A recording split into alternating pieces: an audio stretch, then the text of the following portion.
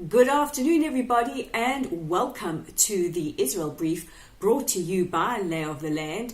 I'm your host, Readiness Marks, bringing you today's top stories. And the top story is all about the IDF, and IDF Ramatkal, or Chief of Staff, Aviv Kochavi, has announced his plans for his tenure as IDF chief. And he says readiness and change is what this is all about. And he aims to focus on continuing and strengthening both the ties or the collaboration between different units, as well as the greater use of artificial intelligence and other technologies.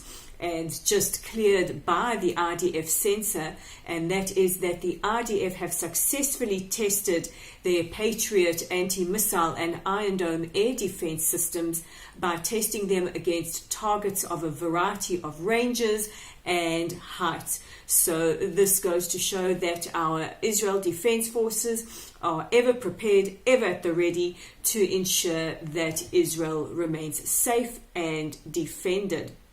Now on to other news, and an unnamed but senior Israeli official met with the Lebanese Foreign Minister Gebran Bassil in Moscow, and the two reportedly spoke about borders and the threats posed by Iran, as well as common regional issues. Now, the senior official said that Israel does not regard Lebanon as an enemy, but will not hesitate to strike targets of Iran and Hezbollah in Lebanese territory. And the final and biggest other concluding big story of the day is that Prime Minister Netanyahu has been officially given the nod or the tap by President Rivlin to become the next Prime Minister and go about the very daunting task of putting together his next coalition. Now, it was a really, really exciting and electric election. It came down to the wire between Prime Minister Netanyahu and political rookie Benny Gantz, head of the Kahol Velavan party. But what it looks like is that Netanyahu and his Likud party, with the alliances that they have formed, have 65 seats out of the 120 seats of the Knesset, and will now start forming the coalition. And rumor has it that Netanyahu has already started looking at the Justice Ministry as the first ministry that or whose portfolio he will fulfill quite shortly. So watch the space as we see who jostles for what position, who wants what, who will be our Minister of Defense, who will be our Foreign Minister. Will Bibi Netanyahu relinquish some of the portfolios he held in the last administration, which also garnered him quite a lot of criticism?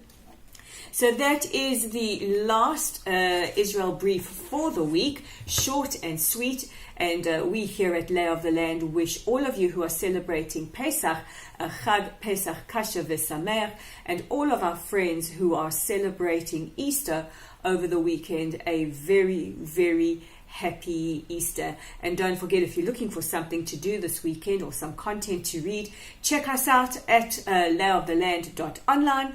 That is www.layoftheland.online. Have squizzed through our archives, read the stories of interests, and also if you feel like making new friends, join our growing Facebook community at Lotl Site. That's at LOTL Site.